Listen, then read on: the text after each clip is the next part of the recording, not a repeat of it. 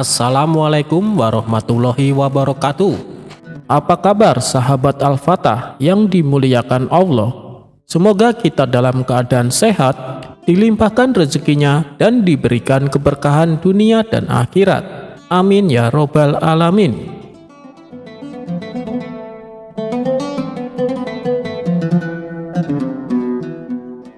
Abu Nawas memiliki banyak santri. Di sela-sela kesibukan, ia selalu menyempatkan diri mengajar santri-santrinya. Setiap hari ba'da sholat asar, para santri berangkat menuju rumah Abu Nawas dengan antusias. Ada seorang santri bernama Ahmad. Ia pendiam namun pintar. Sampai satu ketika, ada seseorang santri bertanya, "Kenapa Abu Nawas begitu perhatian kepada Ahmad?" Abu Nawas menangkap ada kecemburuan di antara para santrinya, hingga suatu ketika dia mengadakan sayembara. "Sayembara apa Tuan Guru?" ujar salah seorang santrinya. "Besok kalian membawa buah kurma. Kurma yang termanis itulah pemenangnya. Sebagai hadiah akan kuberikan sorban," ujar Abu Nawas. Mereka pun berlomba-lomba membeli kurma ke pasar. Ada juga santri yang memetik di kebun orang tuanya. Ahmad sebagai anak yatim dan miskin hanya mempunyai 3 kurma di rumahnya. Saat dia jalan, dia melihat anak kecil menangis, lalu merasa iba dan menghampirinya. "Aku ingin makan buah kurma," kata anak kecil itu. Ahmad memberi 1 butir kurma kepada anak kecil itu. Di tangannya tersisa 2 butir kurma lagi. Namun di perjalanan dirinya bertemu Abu Nawas yang menyamar sebagai seorang pengemis yang lapar. "Aku lapar, berikanlah aku makanan," ujar pengemis itu. "Aku hanya ada 2 butir kurma, kek," kata Ahmad. "Berikanlah saya 1 butir dan satunya lagi untukmu," ujar pengemis tersebut. Ahmad pun memberikan 1 butir kurma. Ia lalu melanjutkan lagi perjalanannya. Sayangnya santri lain tidak ada yang memberikan kurma itu kala Abu Nawas menyamar sebagai pengemis di pinggir jalan. "Enak saja ingin kurma ini. Kurma ini aku beli dengan harga mahal tahu. Dan juga kurma ini untuk sayembara supaya aku memenangkannya," ujar salah seorang santri kepada kakek pengemis itu. Saat di rumah, Abu Nawas dan para santrinya memperlihatkan kurma-kurma terbaik yang dibawanya. "Ini adalah kurma terbaikku, pasti rasanya manis, dan akulah pemenangnya," ujar salah seorang santri.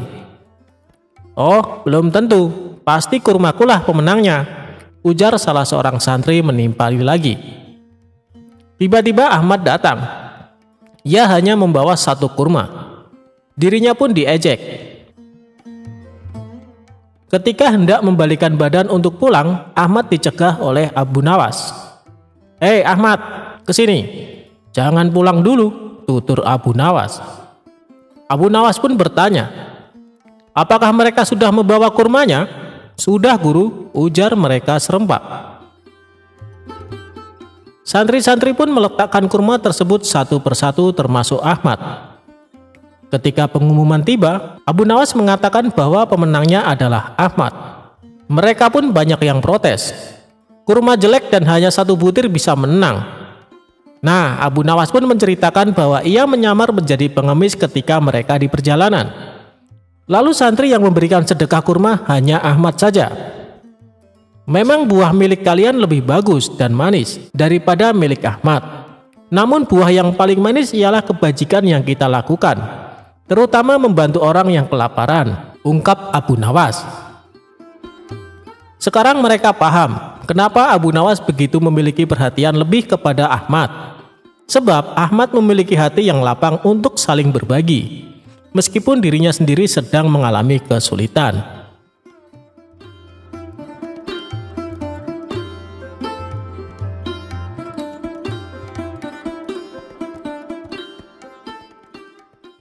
Abu Nawas menangkap pencuri dengan tongkat ajaib. Pada suatu hari, kota Baghdad digemparkan dengan terjadinya pencurian di rumah saudagar kaya raya. dan ada sebanyak uang 100 dinar lenyap di gondol pencuri. Nampaknya pencuri tersebut sangat profesional. Buktinya saja sudah banyak petugas dikerahkan untuk mengejar pencuri itu, namun si maling tak kunjung ketangkap. Sang saudagar kaya raya semakin gusar dibuatnya. Bagaimana tidak? Sudah uangnya diambil, kemudian ada rasa penasaran sebenarnya siapa pencuri lihai tersebut. Hebatnya, tak ada satupun pertanda yang bisa dilanjutkan sebagai bahan penyelidikan lebih lanjut. Bahkan, meskipun telah mendesak pejabat setempat, tetap saja hasilnya nihil. Pada akhirnya, sang saudagar membuat keputusan. Barang siapa yang mencuri hartanya dan dia mau mengembalikan, maka dia akan mendapatkan hak separuh dari harta yang dicuri tersebut. Namun meskipun sudah diberikan pengumuman tersebut, si pencuri tak kunjung memperlihatkan batang hidungnya. Bahkan si pencuri ini merasa nyaman dan aman karena tak satupun orang yang mengetahui ulahnya. Tidak putus asa, sang saudagar akhirnya membuat sayembara baru. Barang siapa yang berhasil mendapatkan pencuri tersebut, maka dia akan mendapatkan seluruh harta tersebut. Tentu saja sayembara ini sangat menarik warga Baghdad. Banyak sekali orang-orang yang mendaftar untuk ikut andil bagian, termasuk si pencuri itu sendiri. Awalnya si pencuri berniat untuk meninggalkan kota Baghdad dengan membawa harta curiannya. Namun setelah dipikir-pikir, kepergiannya hanya akan membuka aibnya. Karena itu, si pencuri mencoba bertahan di kota dengan ikut-ikutan menjadi peserta sayembara. Dia semakin merasa aman saat berkumpul dengan peserta sayembara. Dia sangat yakin kedoknya tidak akan terbongkar. Begitu melihat hasil yang belum jelas terlihat dari sayembara yang sudah dibukanya, sang saudagar akhirnya mendesak sang hakim untuk mendatangkan Abu Nawas. Namun sayangnya, Abu Nawas pada hari itu sedang berada di Damaskus dan baru bisa pulang pada esok harinya. Semua harapan bertumpu pada Abu Nawas. Kasak-kusuk begitu gencar di kalangan warga. Mereka menebak apakah Abu Nawas mampu menguak teka-teki tersebut. Sementara itu, si pencuri hatinya menjadi ciut karena dia tahu bagaimana kemampuan Abu Nawas dalam memecahkan masalah. Pada keesokan harinya, Abu Nawas datang dengan membawa tongkat banyak sekali. Dan kemudian dia membagikan tongkat-tongkat tersebut kepada semua yang hadir sambil berpesan, "Tongkat-tongkat ini sudah saya mantrai. Kalian bawa pulang. Besok bawa kembali ke sini. Jika salah satu di antara kalian pencurinya, maka tongkat akan bertambah satu telunjuk. Yang bukan pencuri, maka tidak usah khawatir," ujar Abu Nawas. Kemudian semua warga pulang dan si pencuri bingung bagaimana bisa lolos di esok hari. Setelah memeras otak, dia memutuskan untuk memotong tongkat tersebut sepanjang telunjuk jarinya. Keesokan harinya, semua warga berkumpul dan mengembalikan tongkat kepada Abu Nawas. Pada saat menerima tongkat dari pencuri tersebut, Abu Nawas langsung menangkapnya karena tongkatnya menjadi lebih pendek. Kemudian si pencuri diadili dengan seadil-adilnya. Akhirnya Abu Nawas berhak menerima uang 100 dinar tersebut. Namun uang tersebut dibagikan kepada fakir miskin di kotanya.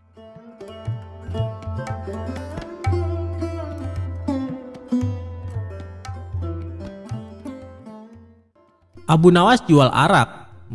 Sang raja jadi marah besar.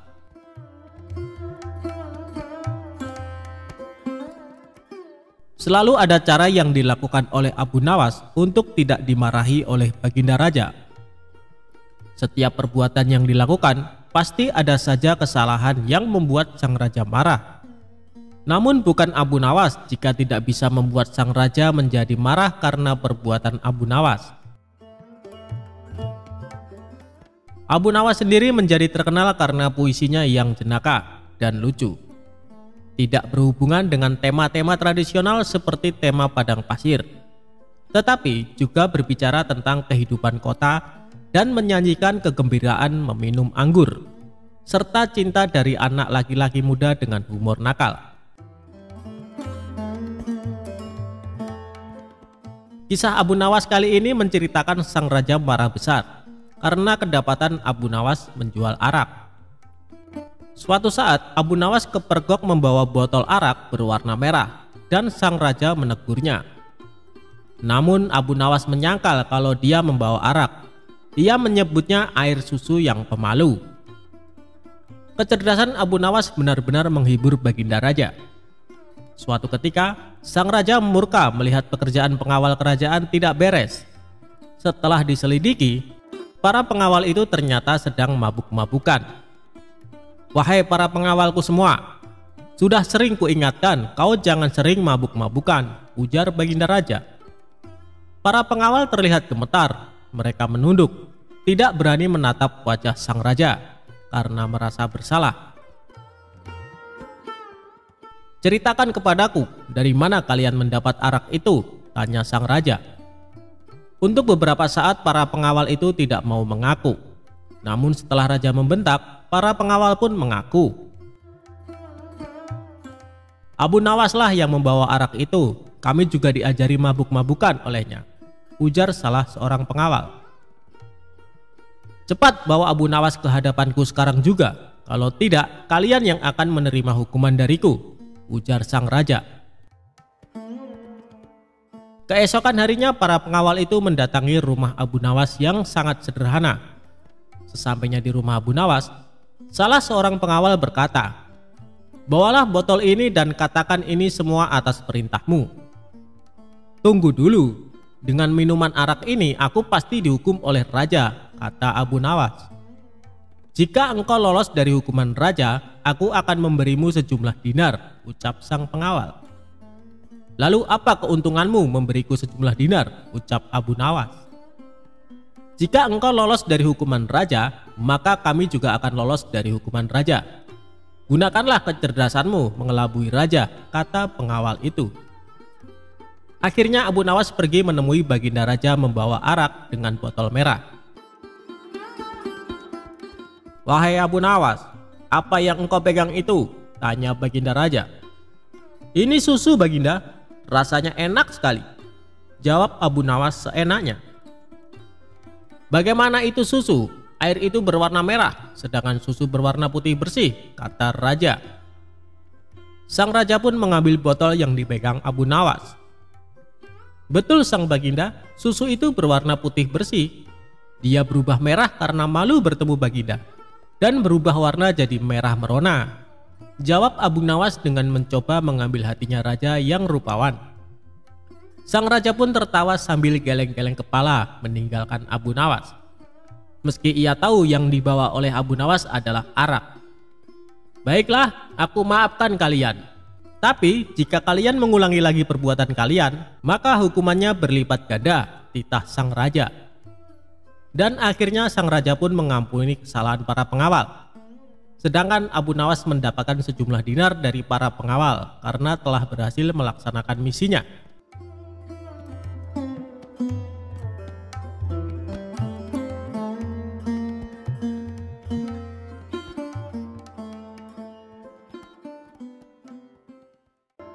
Ketika Abu Nawas disuruh khutbah Jumat. Abu Nawas adalah seorang penyair yang sangat cerdik dan pintar. Namun selain sebagai penyair, Abu Nawas juga dikenal sebagai mubalek di desa tempat tinggalnya. Oleh sebab itu, suatu ketika Abu Nawas diminta untuk menjadi imam ketika hendak sholat Jumat. Selain itu, pada waktu tersebut Abu Nawas juga diminta mengisi khutbah Jumat untuk memberikan ceramah keagamaan. Setelah mandi dan berpakaian rapi, Abu Nawas pun mulai melangkahkan kakinya menuju ke masjid.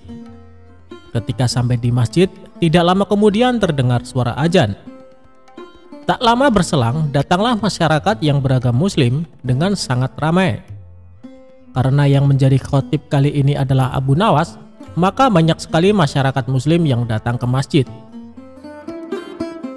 Ceramah dan khutbah Abu Nawas sangat disenangi oleh masyarakat kala itu.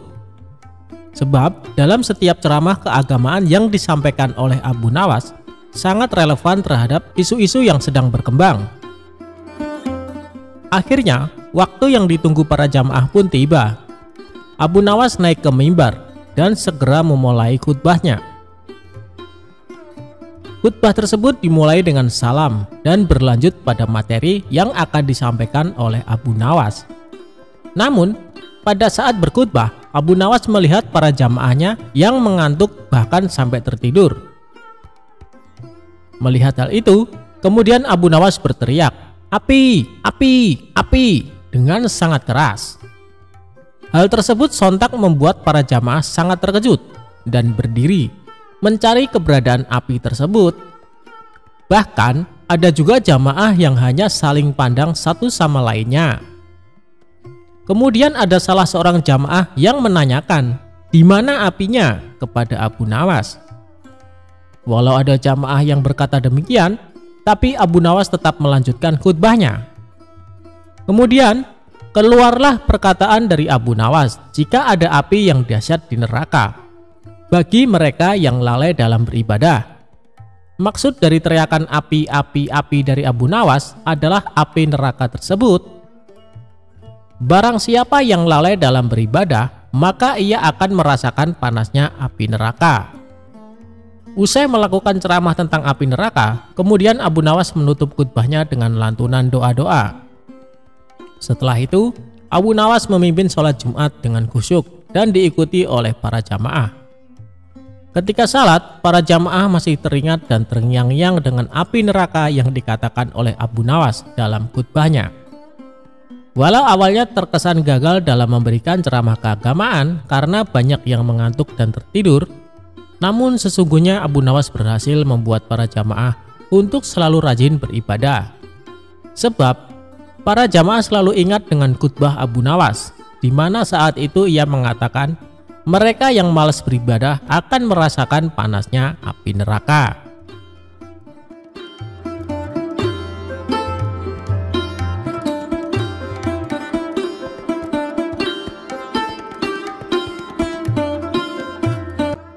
Kisah Abu Nawas dihukum raja minum air mendidih. Inilah akhirnya. Abu Nawas merupakan pujangga Arab yang terkenal cerdas dan cerdik dalam menghadapi segala permasalahan. Ia hidup sejaman dengan Baginda Raja Harun. Bahkan Abu Nawas merupakan salah satu rakyat yang sangat dekat dengannya. Di sisi lain, ia juga salah satu warganya yang sering mendapatkan hukuman dari Baginda Raja. Tapi yang membuat Baginda Raja kesal, Abu Nawas selalu saja bisa lolos dari hukuman karena kecerdikannya. Dan kali ini Abu Nawas kembali melakukan kesalahan. Abu Nawas ketahuan prajurit istana tengah menenggak minuman keras. Dengan cepat, para prajurit ini segera menangkap dan membawanya ke hadapan Baginda Raja. Abu Nawas, kelakuanmu masih saja tidak berubah. Selama ini aku sudah berbaik hati sama kamu. Aku sengaja meloloskanmu dari hukuman karena kamu selalu berjanji tidak akan mengulanginya. Tapi kali ini sudah tidak bisa ditolerir lagi. Apapun alasanmu, kamu tetap akan saya hukum, ucap Baginda Raja. Sementara Abu Nawas hanya terdiam, kepalanya tertunduk tak berani menatap. Kira-kira hukuman apa yang pantas diberikan supaya Abu Nawas kapok dengan perbuatannya? Tanya Baginda Raja kepada penasehat istana. Kemudian penasehat istana mengusulkan, bagaimana kalau Abu Nawas dihukum dengan cara minum air yang mendidih? Ternyata usulan tersebut langsung diterima Baginda Raja. Usulanmu bagus sekali, saya setuju denganmu, kata Baginda Raja. Seketika Abu Nawas langsung pucat, tubuhnya menjadi gemetaran karena sama saja ia akan dihukum mati. Ampun Paduka yang mulia, hamba mohon keringanan hukuman, minta Abu Nawas. Keputusanku sudah bulat Abu Nawas dan tak bisa ditawar-tawar, balas Baginda Raja. Baiklah Paduka, kalau itu memang sudah keputusan Paduka, saya terima dengan berat hati. Tapi sebelum saya menjalani hukuman, izinkan saya menemui istri dan anak-anak saya untuk berpamitan. ujar Abu Nawas. Sejenak Baginda Raja terdiam. Ia heran dengan kata-kata Abu Nawas yang berpamitan. Maksudnya bagaimana Abu Nawas? Tanya Baginda Raja merasa heran. Begini Paduka, apabila air mendidih masuk ke dalam perut, bukan hanya lidah dan bibir saja yang akan melepuh, tapi semua organ tubuh di dalamnya juga ikut melepuh. Tidak menutup kemungkinan saya akan mati saat itu juga, jelas Abu Nawas. Baginda Raja pun terkejut, ia tak menyadari akan hal itu. Kasihan juga Abu Nawas, tapi masa saya harus menarik kembali ucapan saya? Itu tidak mungkin. Martabat saya sebagai raja akan jatuh, pikir Baginda Raja. Baiklah Abu Nawas, saya penuhi permintaanmu. Sekarang juga kamu pulang, tapi besok kamu harus sudah ada di sini, titah Baginda Raja. Abu Nawas pun lalu pamit pulang. Sesampainya di rumah, Abu Nawas memberitahu istri dan anak-anaknya tentang hukuman yang akan dijalani. Mengapa Baginda Raja sekejam itu? Kata istrinya tak terima. Sudahlah wahai istriku, bila memang ini sudah takdirku untuk mati, saya harap kamu dan anak-anak mengikhlaskan kepergianku, tutur Abu Nawas. Mereka lalu menangis sambil berpelukan erat. Malam pun semakin larut. Abu Nawas masih belum dapat memejamkan mata. Ia terus meratapi nasib yang tengah dihadapinya. Namun ia terus mencari cara bagaimana supaya bisa lolos dari hukuman Baginda Raja. Saat Abu Nawas sedang memutar otaknya, tiba-tiba rasa lapar mulai menghinggap. Wahai istriku, adakah makanan yang tersisa untukku? Tanya Abu Nawas. Saya sudah menyiapkan sop panas di atas meja, tapi sepertinya sekarang sudah dingin, jawab sang istri. Sudah dingin, memangnya kapan kamu membuat sopnya? Tanya Abu Nawas kembali. Tadi sewaktu habis isya, ini kan sudah tengah malam, jadi wajar kalau sopnya sudah dingin, kata sang istri memperjelas. Saat itu terbesitlah di otak Abu Nawas akan ide yang cemerlang. Tapi Abu Nawas sengaja tidak memberitahu istrinya, sebab ia tidak ingin rencananya menjadi berantakan. Setelah menjelang pagi hari, Abu Nawas mengumpulkan para tetangganya dan ia memberitahu mereka bahwa dirinya akan dihukum mati, dan ia meminta agar para tetangganya ini ikut bersamanya ke istana. Berita mengejutkan ini tentu saja membuat para tetangganya kaget. Ia tak menyangka Baginda Raja bisa sekejam itu. Abu Nawas, kamu kan dekat dengan Baginda Raja, kenapa tidak minta ampun darinya? Tanya mereka. Biarlah, nasi sudah menjadi bubur. Baginda Raja juga tidak akan mencabut ucapannya, terang Abu Nawas. Maka berangkatlah Abu Nawas ke istana dengan didampingi keluarga dan para tetangganya.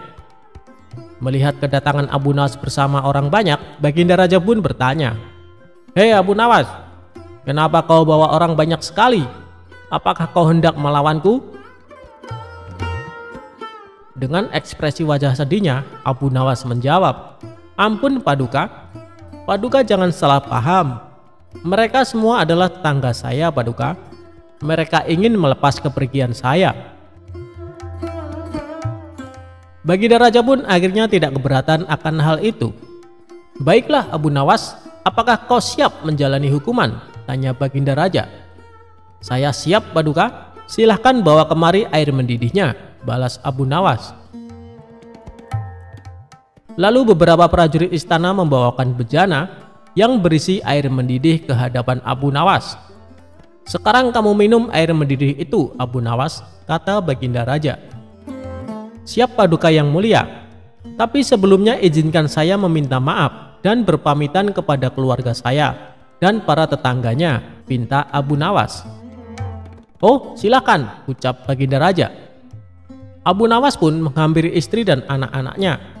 Suara tangis istri dan anak-anak Abu Nawas pun pecah. Orang-orang yang hadir pun ikut bersedih, tak terasa air mata Baginda Raja juga ikut menetes. Sebenarnya Baginda Raja tidak tega tapi ia tidak mungkin membatalkan hukuman. Karena banyaknya tetangga yang ikut hadir, tentu saja memakan waktu lama hingga tak terasa air mendidih yang ada di dalam bejana menjadi dingin. Setelah Abu Nawas selesai berpamitan, ia segera mengambil air di bejana dan meminumnya sampai habis. Tentu saja Abu Nawas tidak mengalami suatu apapun, sebab air yang ada di dalam bejana sudah menjadi dingin. Paduka yang mulia, saya sudah menjalani hukuman, izinkan saya pulang, pinta Abu Nawas. Melihat hal itu, Baginda Raja menjadi bengong. Hei Abu Nawas, bukankah saya menyuruhmu minum air mendidih? Tanya Baginda Raja. Benar Paduka, tapi air di bejana itu kan tadinya mendidih. Jangan salahkan saya kalau air itu menjadi dingin. Saya hanya melakukan apa yang seharusnya saya lakukan, jawab Abu Nawas. Dengan kecerdikannya inilah Abu Nawas kembali lolos dari hukuman maut. Ia pun dibolehkan pulang oleh Baginda Raja bersama anak istri dan para tetangganya. Itulah kisah kecerdikan Abu Nawas dalam menghadapi permasalahan dalam hidupnya.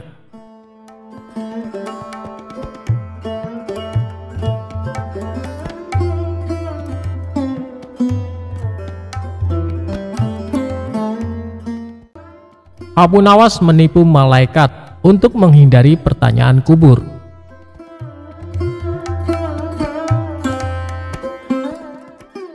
Abu Nawas adalah seorang sosok yang dekat dengan Khalifah Harun. Semasa hidupnya, Abu Nawas dikenal sebagai orang yang cerdik, jahil, dan kerap membuat orang sekitarnya jengkel. Tidak hanya pada manusia, kejahilan Abu Nawas juga pernah terjadi kepada malaikat. Dia mengelabui malaikat Mungkar dan Nakir ketika Abu Nawas wafat. Hal ini bermula ketika Abu Nawas menjadi buronan sang raja yang ketika itu marah kepadanya. Para pasukan mencari Abu Nawas atas perintah raja agar ditangkap dalam keadaan hidup atau mati.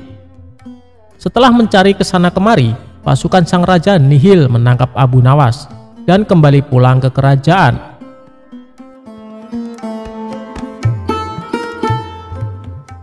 Mengetahui pencariannya berakhir, Abu Nawas pulang ke rumahnya untuk kemudian sholat 2 rakaat. Usai sholat, dia memberikan surat wasiat kepada istrinya. Beberapa waktu pun berlalu dan Abu Nawas wafat. Dari situ, kisah Abu Nawas menipu malaikat pun dimulai.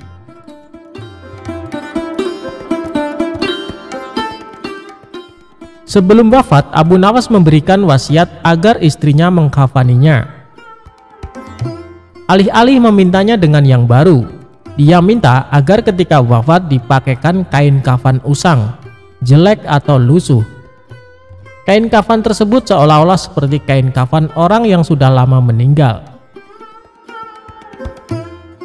Berdasarkan kisah yang sudah turun-menurun, diceritakan kalau Abu Nawas pun sudah berada di alam kubur. Namun, kebingungan melanda malaikat Mungkar dan Nakir.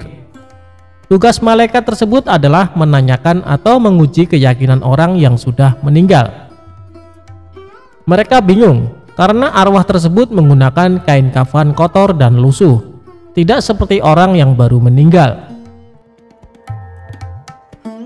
Kedua malaikat itu pun berdebat, apakah orang tersebut merupakan penghuni lama atau baru di alam kubur. Setelah berdebat panjang, kedua malaikat bersepakat untuk menanyakan keimanan arwah tersebut. Man robuka, atau siapa Tuhanmu? Tanya malaikat Mungkar. Mendengar pertanyaan itu, Abu Nawas sedikit ketakutan dan hening sesaat untuk kemudian menjawab pertanyaan malaikat. Wahai malaikat, tidakkah kau tahu bahwa kain kafanku ini sudah lama? Bukan orang yang baru meninggal dunia, jawabnya. Mendengar jawaban itu, malaikat makin dibuat bingung dan terdiam. Mereka bingung dengan penampilan Abu Nawas yang lusuh, namun kondisi kuburannya masih terlihat baru. Perdebatan pun kembali terjadi sambil pandangannya tak lepas dari Abu Nawas. Pada akhirnya, malaikat mendapat suatu keputusan. Malaikat memutuskan kalau Abu Nawas adalah penghuni lama dan tidak menanyakan lebih lanjut. Kedua malaikat itu lantas pergi dan berpindah ke kuburan lain dan bertanya-tanya apakah mereka sedang dijahili. Konon kisah Abu Nawas mengelabui malaikat itu meniru Umar bin Khattab yang dikisahkan berani membentak malaikat mungkar dan nangkir.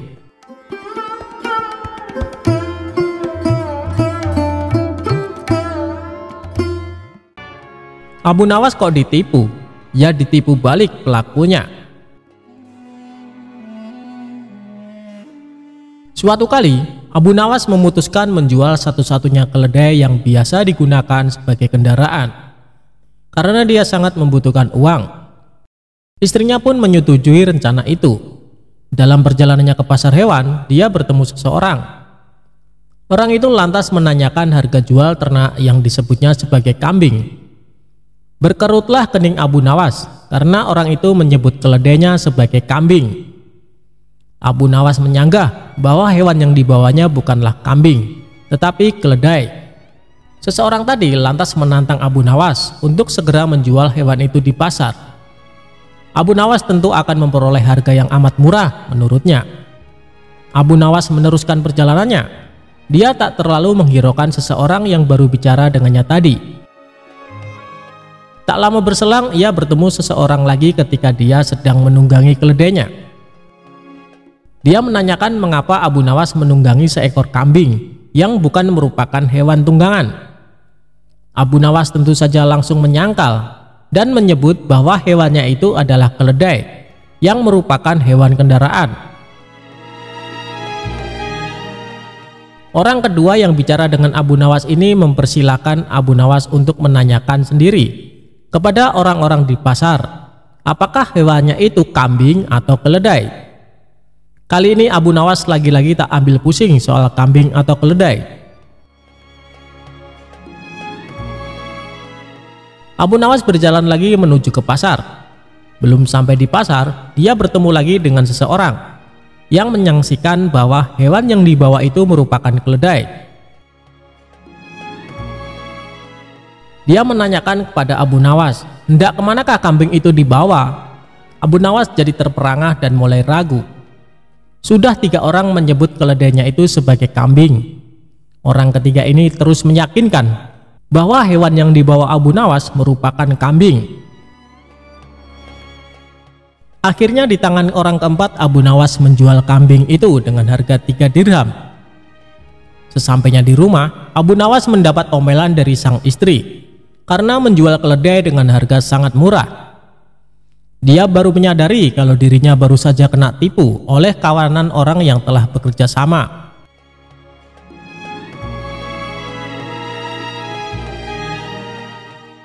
Bersama rasa dongkolnya, Abu Nawas merencanakan sesuatu untuk membalas penipu itu.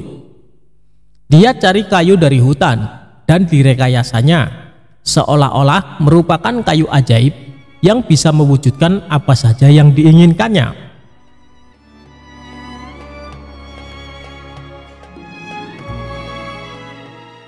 Kesempatan pun tiba.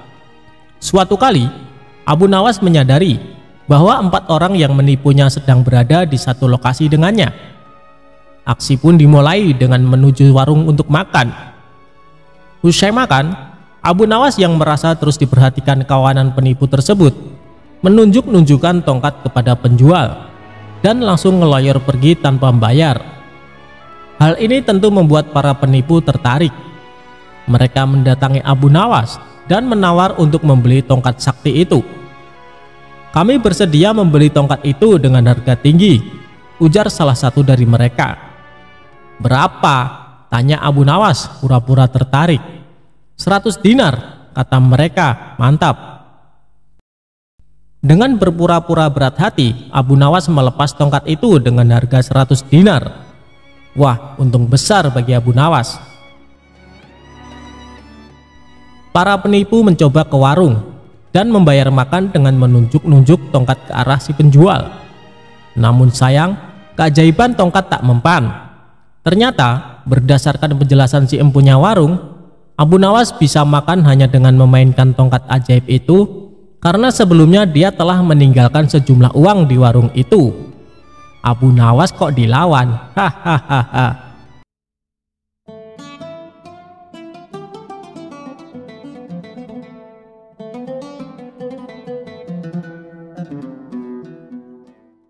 Suatu hari, raja didatangi oleh orang miskin yang mengadukan suatu masalah. "Apa masalahmu, Tuan? Cobalah ceritakan padaku," kata sang raja. "Nama saya Abu Sukun. Saya orang miskin. Di sebelah rumah saya ada orang kaya.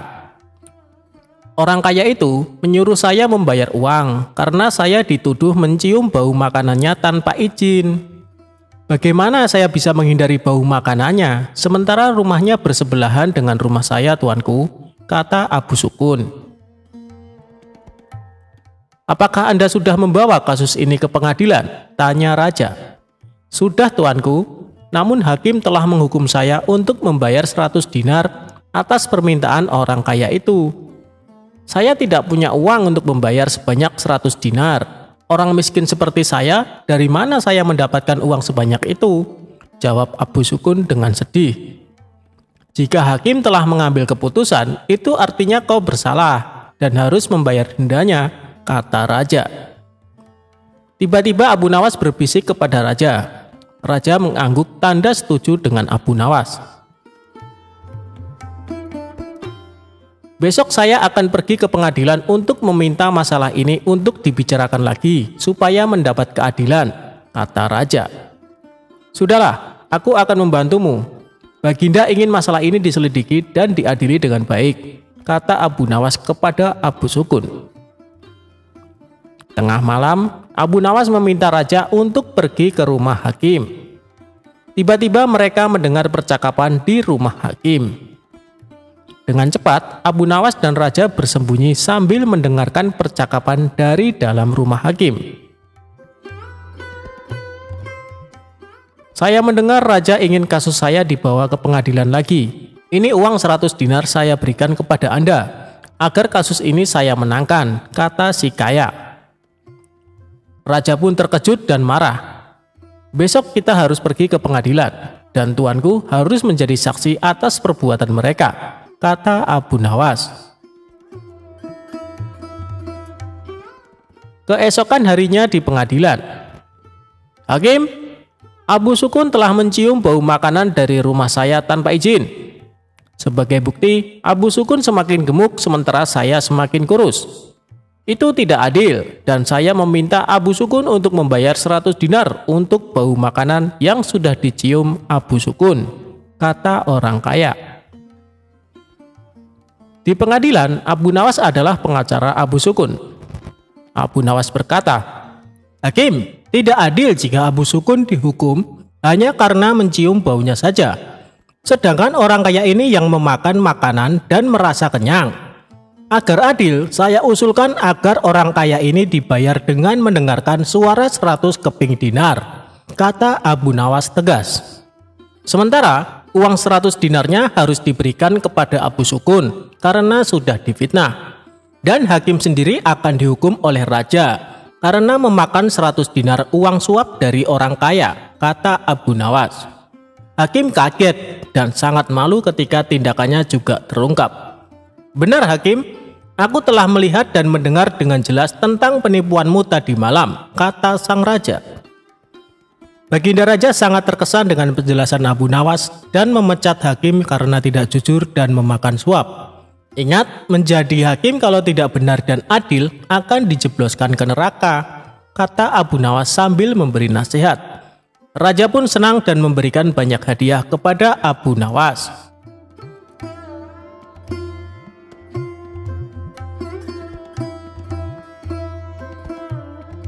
Abu Nawas akan disembelih dan dijadikan bubur oleh rakyat Badui. Alkisah, pada suatu hari, Abu Nawas yang cerdik sedang menghabiskan waktunya dengan berjalan-jalan di kota Baghdad. Kemudian, ia memutuskan untuk pulang ketika langit mulai senja dan azan maghrib sebentar lagi berkumandang. Agar cepat sampai ke rumah, Untuk pertama kalinya ia lewat kampung Badui di sebuah gurun. Di kampung itu ia bertemu dengan orang-orang yang sedang memasak bubur. Aromanya sangatlah sedap. Orang-orang juga sangat ramai. Saat hendak lewat, tiba-tiba saja ada segerombolan pria menghadanginya. Pria-pria itu menutup kepala Abu Nawas dan membawanya ke salah satu rumah warga. Meski berulang kali minta tolong, tak ada satupun orang yang menolongnya. Setelah sampai di sebuah rumah, salah satu pria berwajah gali itu membuka penutup kepala Abu Nawas. "Kenapa kalian menangkapku? Apa salahku? Aku hanya ingin pulang ke rumah dengan cepat. Maka dari itu aku melewati kampung ini," ujar pria bersurban itu. "Tentu saja kau tak punya salah apa-apa. Hanya saja setiap orang yang lewat sini akan kami tangkap. Kami akan menyembelihmu dan menjadikanmu sebagai kaldu untuk bubur-bubur yang kami buat," ucap salah satu pria. "Jadi bubur-bubur yang kalian sajikan itu adalah bubur-bubur berbahan daging manusia?" tanya Abu Nawas. "Hahaha, tentu saja. Rasanya tak kalah nikmat dengan daging sapi atau daging unta. Kau mau mencobanya?" ucap salah seorang pria. "Tapi kenapa harus daging manusia? Bukankah berdosa membunuh sesama manusia?" tanyanya polos. "Ini semua salah pemerintah yang tak mengurus kami. Daging sapi dan daging unta sangatlah mahal. Rakyat di kampung kami ini miskin," jawab pria berwajah gali tersebut. Lalu para pria di kampung Badui mengarak Abu Nawas ke tempat penyembelihan. Dengan cepat Abu Nawas memikirkan cara agar terbebas dari penyembelihan. Karena kecerdikannya, ia pun berhasil menemukan solusi. "Tunggu dulu, sebelum kalian menyembelihku, lihatlah betapa kurusnya tubuhku ini. Percuma saja kalian hanya akan memakan tulang. Kalau kalian mau, besok aku akan membawakan kalian temanku yang gemuk, yang bisa kalian makan selama 5 hari, ucapnya meyakinkan. "Kau pikir kami akan percaya dengan kata-katamu? Kau hanya menipu kami kan?" bentak salah satu pria. "Namaku Abu Nawas, aku tinggal di desa ujung kota Baghdad.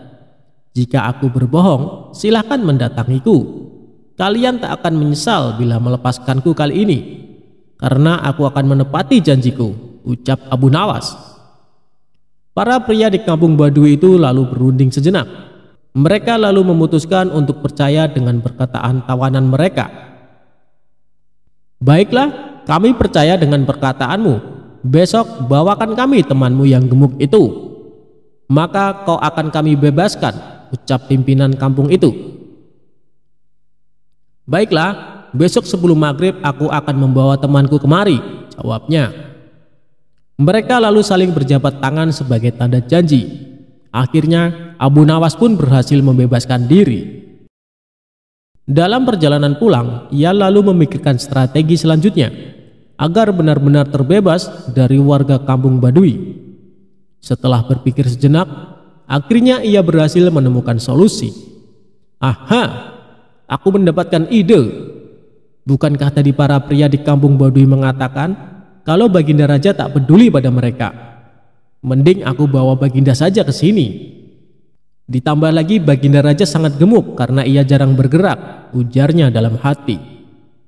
Lagian hal yang aneh bila Baginda tidak mengetahui bila ada orang yang berbuat keji dan tega membunuh, serta mengonsumsi sesama manusia karena alasan ekonomi. Baginda harus tahu fakta mencengangkan ini, imbuhnya.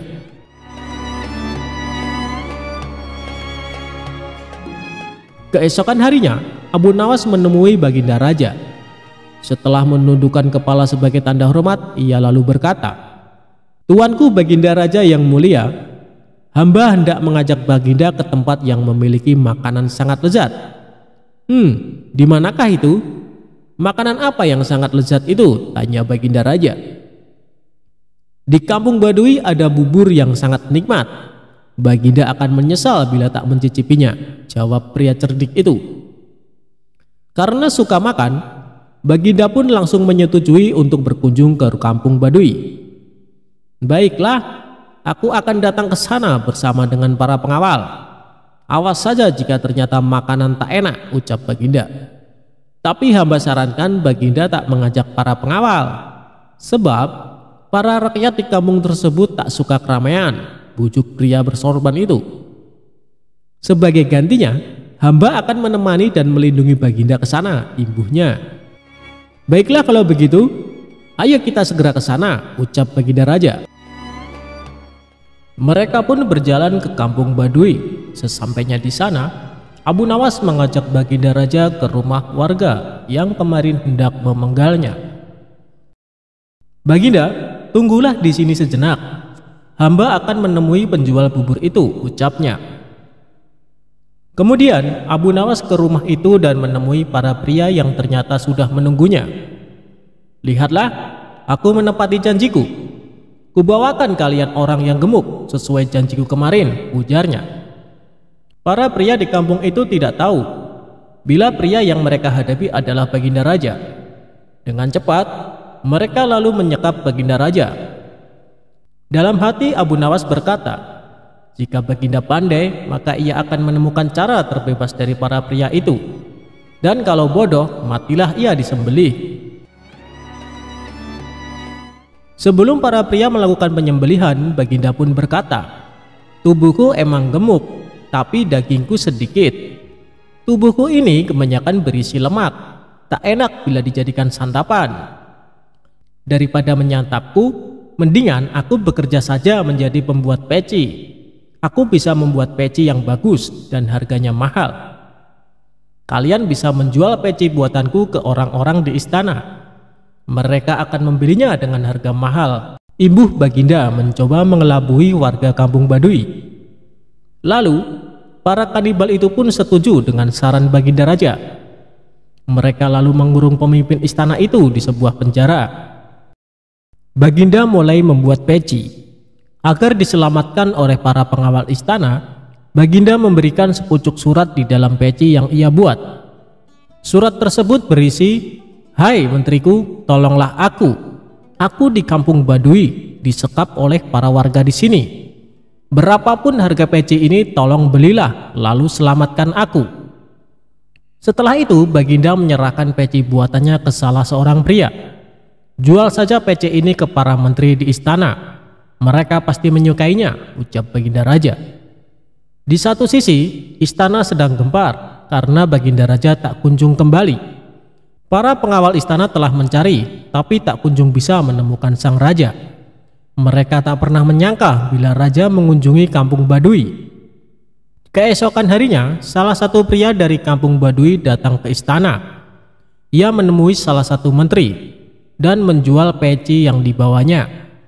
Karena indah, menteri itu pun tertarik untuk membelinya. "Wah, peci ini nampak sangat mengagumkan dan mewah. Siapa yang membuatnya? Seleranya pasti sangat tinggi," ucap menteri kerajaan. "Tentu saja bagus. Aku akan membawanya lagi besok bila kau mau peci yang lain," ujar pria itu. "Baiklah, besok bawakan aku peci yang lain ya. Aku akan membelikan ayahku." "Ngomong-ngomong, dari mana asalmu?" ujar sang menteri. "Hamba dari kampung Baduy, Tuan. Kalau begitu hamba pamit undur diri," jawab sang penjual peci. Saat sedang mencoba peci, sang menteri kerajaan kaget karena di dalam peci itu terdapat sepucuk surat dari Baginda Raja. Kemudian menteri kerajaan itu meminta para pengawal untuk mendatangi kampung Baduy. Mereka berhasil menemukan dan menyelamatkan Baginda Raja. Masyarakat Baduy tak menyangka bila yang mereka tangkap adalah seorang raja. Atas perintah raja, orang-orang di kampung Baduy dibunuh karena perbuatan mereka sangat jahat. Keesokan harinya, Baginda Raja memerintahkan para pengawal untuk menangkap Abu Nawas. Ia hendak menghukum mati pria yang telah menjebaknya itu. Abu Nawas pun ditangkap ketika sedang sholat. Setelah salam, ia langsung dibawa para pengawal untuk menemui sang raja. Begitu melihat wajah pria yang telah menjebaknya, wajah sang raja sangat marah. "Hai kau lelaki becik, bisa-bisanya kau mempermainkanku. Apa maksudmu menjadikanku sebagai tumbal untuk rakyat di kampung Baduy? Perbuatanmu sangatlah tidak pantas. kau pantas untuk dihukum mati, teriak raja. Dengan sikap tenang, Abu Nawas pun menundukkan kepalanya dan berkata, "Ya, tuanku Baginda Raja yang bijak, sebelum Baginda menjatuhkan hukuman mati kepada hamba, perkenankan hamba menyampaikan beberapa hal." "Baiklah, cepat katakan, waktumu tak lama," jawab Baginda Raja. "Ya tuanku Baginda Raja, sebenarnya alasan hamba menyerahkan Baginda kepada penjual bubur itu untuk menunjukkan kenyataan pahit di negeri yang Baginda pimpin. Sebab bila tak mengalaminya langsung, bisa saja Paduka tak percaya dengan perkataan hamba. Padahal semua kejadian yang terjadi di negeri ini adalah tanggung jawab Baginda sebagai seorang pemimpin," ucap Abu Nawas. "Bukankah raja yang adil dan bijak sebaiknya mengetahui seluruh perbuatan rakyatnya? Untuk itu hamba mengajak Paduka pergi ke kampung Badui. Lagi pula hamba sudah bisa menduga bila Baginda adalah pemimpin cerdas, sehingga pasti bisa lolos dari jebakan mereka. Demikian tuanku. Jika perkataan hamba ini salah, silakan hukum hamba. Bila hamba tak bersalah, tapi tetap mendapatkan hukuman, hamba tidak akan ikhlas, sehingga dosa akan menjadi tanggung jawab tuanku di akhirat kelak," imbuh Abu Nawas. Setelah mendengar ucapan tersebut, hilanglah amarah Baginda Raja. Dalam hati ia membenarkan seluruh ucapan pria itu. Selama ini ia merasa belum sepenuhnya memperhatikan rakyatnya, sehingga kampung Badui pun terlantar dan menjadi kanibal. "Baiklah, akan kuampuni segala perbuatanmu, tapi berjanjilah kau tak mengulangi lagi perbuatanmu," perintah Baginda Raja. Abu Nawas pun menganggukkan kepala dan pamit dari istana. Setelah kejadian tersebut, Baginda menjadi pemimpin yang semakin peduli kepada rakyatnya. Ia tak ingin ada masyarakat yang terlantar.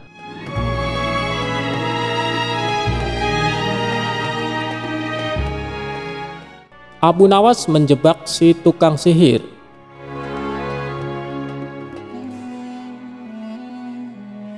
Abu Nawas atau dikenal sebagai Abu Ali Al-Hasan bin Hani Al-Hakimi adalah seorang pujangga Arab.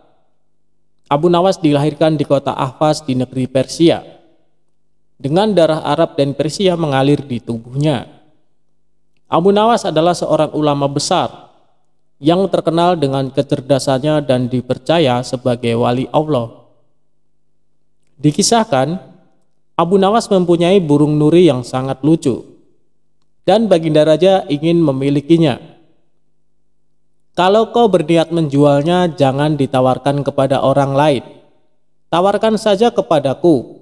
Berapapun harganya, aku akan membayarnya," ujar Baginda Raja kepada Abu Nawas.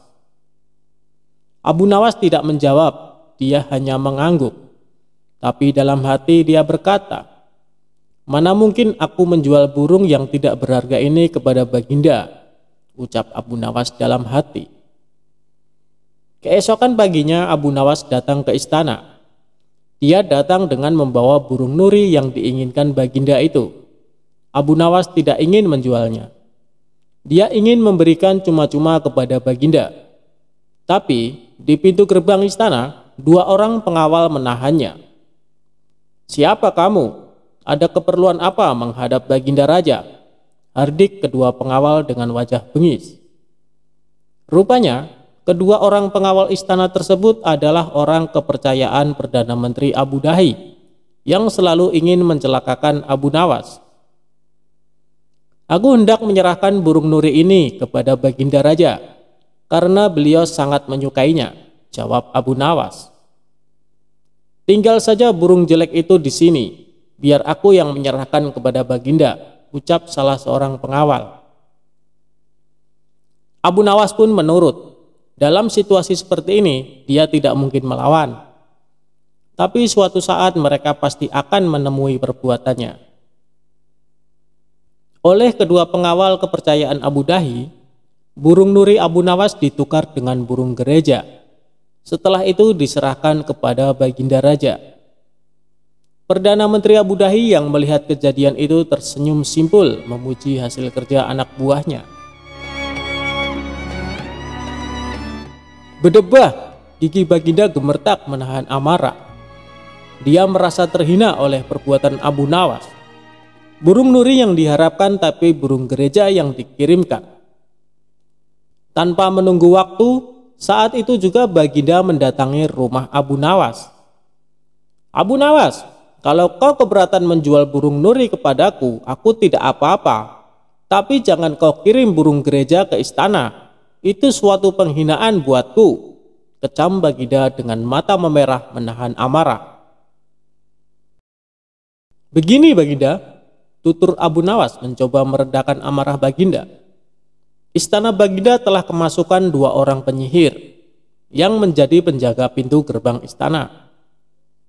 Kedua orang itu bisa menyihir seekor burung gereja, dan hamba yakin besok-besok kedua orang itu bisa menyihir burung beo menjadi burung nuri. Kalau tidak percaya, tunggulah besok di istana. Baginda akan menyaksikan sendiri betapa hebatnya sihir mereka." Sambil berkata begitu, Abu Nawas mengelus-elus seekor burung beo yang bertengger di depan jendela rumahnya. Burung beo itulah yang akan dibuat menjebak kedua pengawal bengis istana. Pagi-pagi sekali Abu Nawas sudah tiba di istana. Dia membawa burung beo di tangannya. Di depan gerbang lagi-lagi dia dicegat oleh pengawal. "Ada perlu apa lagi kau di sini?" Kedua pengawal kembali menghardik Abu Nawas. "Ada perlu apa lagi kau di sini?" Kedua pengawal kembali menghardik Abu Nawas. "Sudah ku bilang, kau tidak akan bisa bertemu Baginda," ucap sang pengawal. "Maaf, kemarin aku keliru. Aku sebenarnya hendak memberikan burung beo ini kepada Baginda Raja, tapi aku keliru mengambilnya. Baginda pasti marah-marah mendapat kiriman burung nuri itu. Semua orang tahu Baginda sangat benci burung nuri. Dia pernah tersesat di hutan gara-gara burung nuri keparat itu. Maafkan aku telah membuat Baginda marah." Bujuk Abu Nawas seolah-olah cerita itu benar-benar terjadi. "Taruhlah saja di situ, biar aku nanti yang akan menyerahkan kepada Baginda Raja," perintah pengawal istana. Terpengaruh bujukan Abu Nawas, kedua kaki tangan Abu Dahi itu pun menukar burung beo dengan burung nuri. Setelah itu mereka menyerahkan kepada Baginda. Keduanya bersukaria karena sebentar lagi Abu Nawas pasti akan mendapat hukum yang setimpal dari Baginda, pikir mereka. Setelah menerima burung nuri itu dari kedua pengawal istana, Baginda terperangah kaget. Ternyata benar apa yang dikatakan Abu Nawas. Kedua pengawal ini bisa menyihir alias menggelapkan barang yang bukan haknya. "Ini nurinya, mana beonya?" sindir Baginda yang langsung membuat wajah kedua pengawal itu pucat pasi. Belum sempat kedua pengawal itu menjawab, Baginda Raja langsung menitahkan perintah yang tak disangka-sangka. "Karena hasil kerja yang sangat bagus, kalian berdua aku beri hadiah hukuman cambuk masing-masing 50 kali. Perdana Menteri Abu Dahi yang menyaksikan kejadian itu kini hanya bisa tertunduk lesu.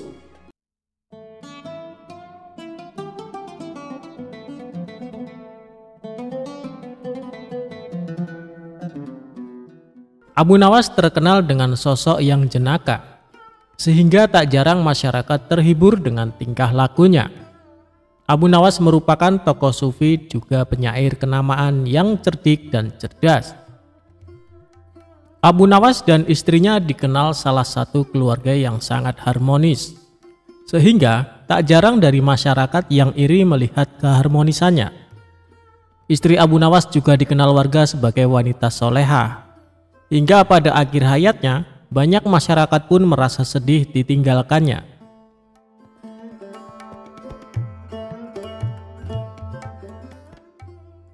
Dikisahkan pada suatu ketika Abu Nawas ditinggal wafat istrinya. Semua warga yang mengenal kedua pasangan suami istri itu tak menyangka dan turut berduka cita. Saat itu orang-orang mengira kematian istrinya itu pasti akan membuat Abu Nawas sangat sedih. Namun ternyata sebaliknya. Baru beberapa hari saja Abu Nawas sudah kembali ceria. Pada suatu hari, setelahnya Abu Nawas kembali melakukan aktivitas seperti biasanya dan tidak ada lagi tampak raut kesedihan. Orang-orang pun merasa heran. Setelah beberapa harinya, Abu Nawas kembali diberi kesedihan karena keledai satu-satunya telah mati untuk selamanya. Kematian keledainya itu rupanya membuat Abu Nawas sangat terpukul. Hampir 1 bulan lamanya, Abu Nawas terlihat sangat bersedih. Orang-orang pun kembali dibuat heran dengan sikap Abu Nawas yang aneh itu. Mereka beranggapan Abu Nawas telah keliru. Salah satu tetangganya lalu mendatangi Abu Nawas. "Saya tahu kamu telah kehilangan keledaimu, tapi tidak perlu bersedih seperti itu, Abu Nawas. Apalagi sampai berlarut-larut. Tapi yang membuatku heran, ketika kamu kehilangan istrimu, kamu dengan cepat kembali ceria. Kesedihanmu saat itu hanya beberapa hari saja," kata si tetangga kepada Abu Nawas. Abu Nawas tidak setuju dengan anggapan tetangganya itu. "Kalau saja kalian ingat saat aku kehilangan istriku, tetangga kita yang di ujung sana bilang, 'Hai Abu Nawas, kamu jangan terus bersedih. Saudara perempuanku siap menjadi istri terbaikmu.' Sementara tetangga kita yang lain berkata, 'Hai Abu Nawas, berbahagialah. Anak perempuanku yang cantik siap akan aku nikahkan denganmu tanpa mas kawin. Oleh sebab itulah saat kepergian istriku, hatiku pun tidak terlalu bersedih. Tapi sekarang saat keledaiku meninggal, tak ada seorang pun yang datang menghiburku dan menawarkan keledainya pengganti kepadaku," jawab Abu Nawas. Mendengar penuturan Abu Nawas, tetangganya itu hanya terdiam dan tak berkata apapun.